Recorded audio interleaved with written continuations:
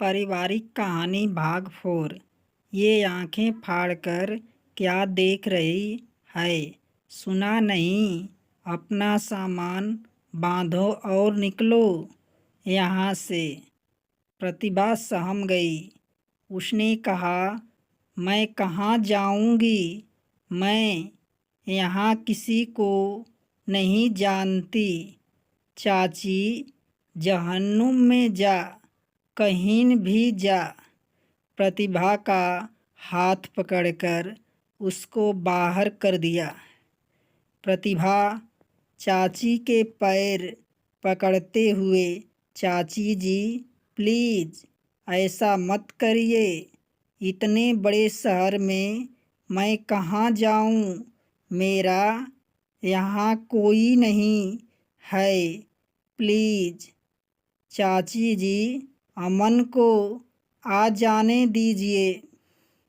चाची ने प्रतिभा को पैर से झिटकते हुए, अरे जा, तेरा वो शुभचिंतक भी यहाँ नहीं रहेगा। अब जाओ यहाँ से। और उसके मुंह पर दरवाज़ा बंद कर दिया। वह खटखटाती रही, दरवाज़ा पीटती रही, परंतु उन्होंने एक न सुनी। वह घबराई हुई वहीं दरवाजे पर बैठी रही, सिर्फ सामान भी न लेने दिया। धीरे धीरे थके कदमों से गेट के बाहर आई। उसे ये भी नहीं पता किस दिशा में जाऊं, कहाँ जाऊं। कभी अकेले घर से निकली नहीं। उसे तो गांव का पता भी नहीं मालूम। पता नहीं भगवान मेरे साथ कौन सा खेल खेल रहे हैं। क्यों इतना कठोर हो गए भगवान?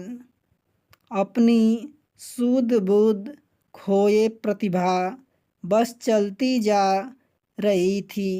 2 दिन से कुछ ना खाने पीने से धूप में उसका सिर चकराने लगा। बसंत काका किसी काम से इसी तरफ आ रहे थे। आज उन्हें भी छुट्टी दे दी गई थी। दूर से उन्हें देखकर लगा जैसे प्रतिभा हो। वह उनके पास आए तो कहने लगे, अरे ये तो मालकिन ही हैं। उन्होंने आवाज़ लगाई, प्रतिभा बिटिया, बिटिया यहाँ क्या कर रही हो? प्रतिभा ने डबडबाई आँखों से उन्हें देखा और उन्हीं के हाथों में बेहोश हो गई। बसंत काका घबरा गए। प्रतिभा बेटा, आँखें खोलो, देखो मैं। बसंत काका, आँखें खोलो बिटिया। हे भगवान, ये क्या हो गया? लगता है इसके चाचा चाची ने मौका देखकर इसको भगा दिया, इसलिए आज सब नौकरों की छुट्टी कर दी ताकि किसी को पता ना चले कि क्या हुआ है। फूलों सी नाजुक बच्ची पर दया ना आई। भगवान उनको कभी माफ़ नहीं करेगा। अब इसे कहाँ ले जाऊं? वहीं पास में बसंत काका ने पेड़ के नीचे उसको लेटाया और पास की दुकान से पानी लेने चले गए। भागकर जल्दी से पानी लाए। उसका मुंह धुलाया, आँखों में पानी के छींटे मारे। तब प्रतिभा की आँखें खुली। बसंत काका ने कहा, लो बेटा, पानी पियो, अच्छा लगेगा। प्रतिभा ने पानी पिया। फिर बसंत काका ने पूछा, यहाँ कैसे बिटिया? इस हालत में? इतना पूछने पर प्रतिभा उनके गले लगकर रोने लगी। फिर उसने कहा, बसंत काका को सारी बातें बताई। बसंत काका ने कहा, मेरा अंदेशा सही था। पर बसंत काका, अब मैं कहाँ जाऊँ? बसंत काका ने कहा, बेटा, मैं भी यहाँ अकेला रहता हूँ, पर जहाँ रहता हूँ वह जगह तुम्हारे रहने लायक नहीं है। वहाँ केवल गुंडे मवाली शराबी रहते हैं। तुम्हें वहाँ एक दिन भी नहीं रख सकता। अब क्या करें? अमन सर का नंबर भी नहीं है मेरे पास। उनके घर का पता भी मालूम नहीं। बसंत काका मेरे फ़ोन में है और वह तो घर पर है, मुझे भी नंबर नहीं पता। बसंत काका, आप मुझे मेरे गांव की बस में बैठा दें। मेरे पास पैसे भी नहीं हैं और मुझे कुछ पता भी नहीं है। ठीक है बेटा, चलो, मैं बस में बैठा देता हूँ, ये सही रहेगा। अपने माता पिता के पास चली जाओ। 17 साल की विधवा, सुंदर नाजुक सी, जहाँ जाति लोगों की गंदी नियत का शिकार होती। लोग ऐसे देखे जैसे लड़की कभी न देखी हो। बस स्टैंड पहुँचने पर पता चला गांव की बस आधे घंटे बाद है। टिकट लेकर बसंत काका ने एक महिला के पास व्यवस्थित बैठा दिया और कुछ खाने पीने का सामान दिया।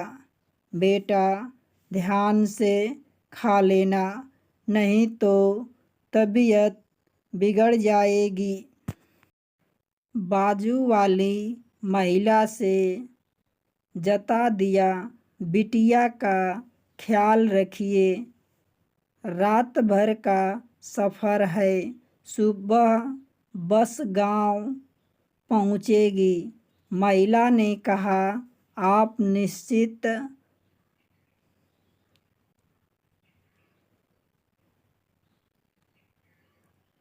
रहिए, मैं हूँ कहकर बसंत काका बस से नीचे उतर आए और बस छूट गई।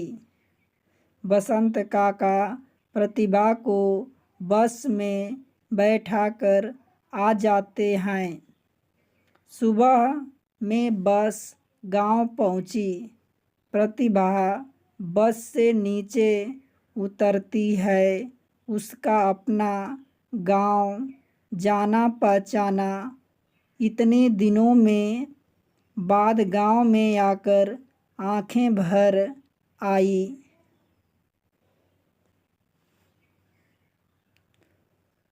गांव की एक यह गली जानी पहचानी धीरे धीरे अपने घर की ओर चलने लगी।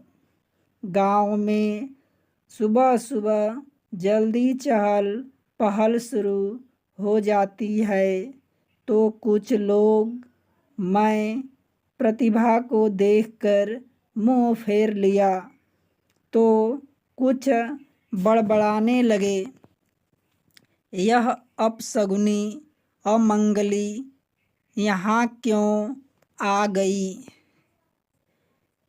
बताओ। साल भर भी ब्याह का न बीतो और अपने पति को खा गई मनहूस कहीन की। कुछ बातें हैं प्रतिभा के कानों में पड़ रही थी, फिर भी वह नीचे सिर किए चुपचाप चली जा रही थी। गांव के लोगों ने कहा, चलो देखते हैं यहाँ क्यों आई है, और प्रतिभा के पीछे पीछे चलने लगे। प्रतिभा जैसे ही अपने घर पहुंची, प्रतिभा की माँ कमला ने देखा प्रतिभा आई है। माँ ने कहा, बिटिया तुम एते कैसे? उसके पीछे देखा, गांव वाले खड़े थे। माँ ने कहा, आ बेटा बैठो, अकेले आई है या कोई और भी है? प्रतिभा अपनी माँ से गले लगकर रोने लगी और कहा, माँ अब मैं यहीं रहूँगी। क्यों, क्या बात हो गई? माँ मुझे घर से निकाल दिया गया है इसलिए यहाँ आ गई। गांव के लोगों ने सुना तो भड़क गए, हाँ तो निकालेंगे ही घर से इस अमंगली अपशगुन को, कौन अपने घर में रखेगा? ब्याह को अभी 1 बरस भी नहीं बीता और अपने पति का काल बन गई। कमला ने सुना तो मन में बोली, हे भगवान, जा एते काहे आ गई जो गांव वाले न रहने दे ही और हमें अलग ताने सुनने पड़ हैं। ये के कारण अब क्या करें? गांव वाले की बात सुनकर प्रतिभा का दिल बैठा जा रहा था। आंखें बाहर निकल आई, ये क्या हो रहा है मेरे साथ? वो तो भूत सी बनकर रह गई।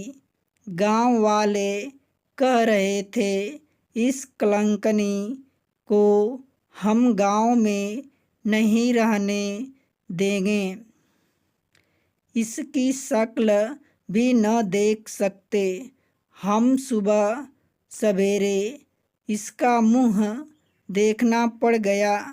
निकलो, उसके गांव से कहाँ है इसका बापू को बुलाओ।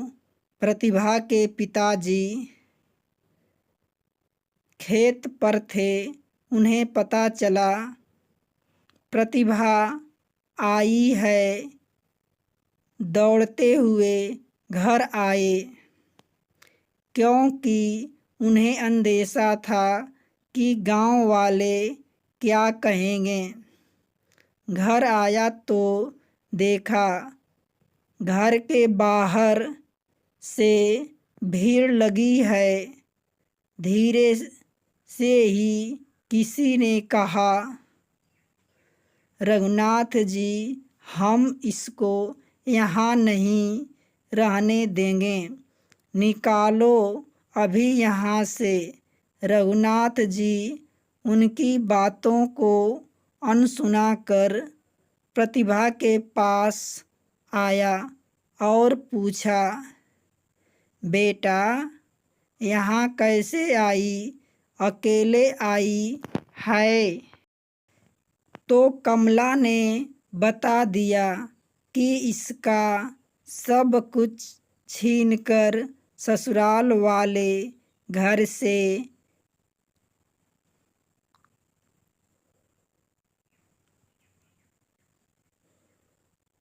निकाल दिया है। रघुनाथ जी ने सुनकर गांव वालों से कहा, ये कहाँ जाएगी बेचारी, अभी इसकी उम्र ही क्या है, तनिक तरस खाओ। फूल सी बच्ची के साथ अनर्थ पर अनर्थ हो रहा है।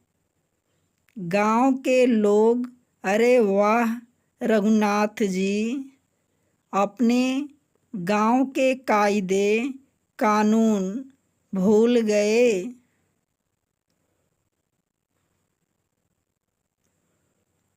क्या शुरू से यही होता आया है कि साल भर के अंदर उसके पति की मृत्यु हो जाती है तो उसे सादे कपड़ों में सिर मुड़वाकर किसी भी तीर्थ स्थल के आश्रम भेज दिया जाता है।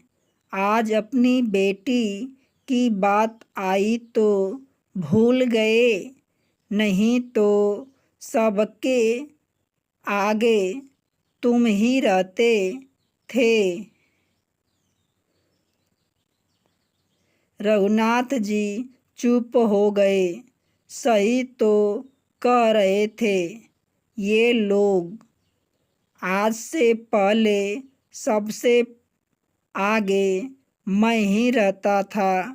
आगे इन सब नियम कानून में फिर भी रघुनाथ जी ने एक बार फिर कोशिश की कि इतनी सी उम्र में हम कहाँ भेजें। आप लोग सोचें, गांव वाले ये सब नहीं पता, अब फैसला सरपंच ही करेंगे। अरे कोई बुलाकर लाओ रे। प्रतिभा के भाई भाभी भी तमाशा देख रहे थे। वो भी कुछ ना बोले क्योंकि वो खुद ही जायदाद के लालच में उसके पास जाने वाले थे। उन्हें पता चला अब इसके पास कुछ नहीं है तो उन्होंने भी अपना मुंह फेर लिया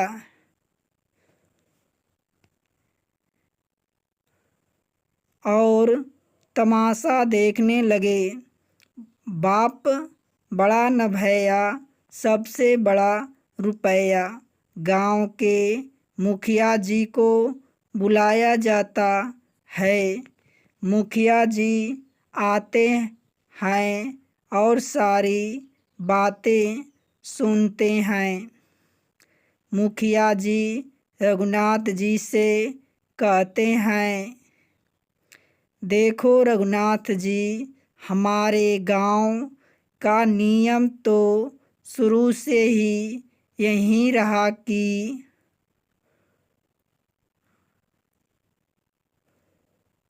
कोई साल भर के अंदर विधवा हो जाए तो उसे गांव से नहीं रहने दिया जाता। अपने गांव में कम उम्र में ही ब्याह दिया जाता है तो किसी एक की वजह से नियम तो ना बदलेगा। रघुनाथ जी कुछ ना कह पाया क्योंकि गांव में मुखिया का फैसला आखिरी फैसला होता है। सारे गांव वाले एक साथ चिल्लाने लगे, हाँ हाँ, निकालो इसे यहाँ से, हम नहीं रहने देंगे। प्रतिभा बेजान गुड़िया सी बन गई, सबकी बातें सुन रही थी। 2 पल का ही सुकून नहीं मिला उसे। अपने घर आकर उसका सिर घूमने लगा, चक्कर खाकर गिरने वाली थी कि किसी ने मजबूत हाथों ने उसे थाम लिया। यह कोई और नहीं, अमन था। गांव वालों का इस तरह से व्यवहार देखकर अमन को बहुत दुख हुआ। उसने कहा, ये क्या कर रहे हैं आप लोग? आप लोगों के सीने में दिल नहीं है क्या? बच्ची के साथ ऐसा सलूक करते हैं, शर्म नहीं आई? उसको सहानुभूति और प्यार देने की जगह उसका तिरस्कार कर रहे हैं। गांव वालों ने कहा, तुम कौन होते हो बीच में बोलने वाले, और कहाँ से आए हो? अमन, मैं आलोक का भाई, दोस्त सब। आलोक ने अपने जाने के बाद प्रतिभा की जिम्मेदारी मुझे सौंपी थी। मैं बाहर गया था काम से, काम जल्दी हो गया तो कल ही लौट आया।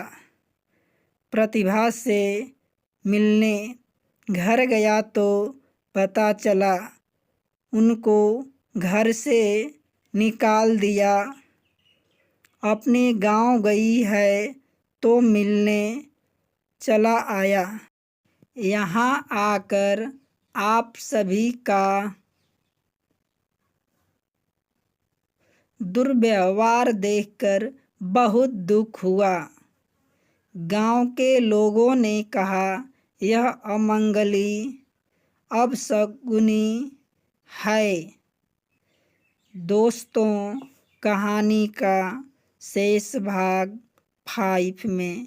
यदि कहानी अच्छी लगे तो लाइक, शेयर, सब्सक्राइब अवश्य करना।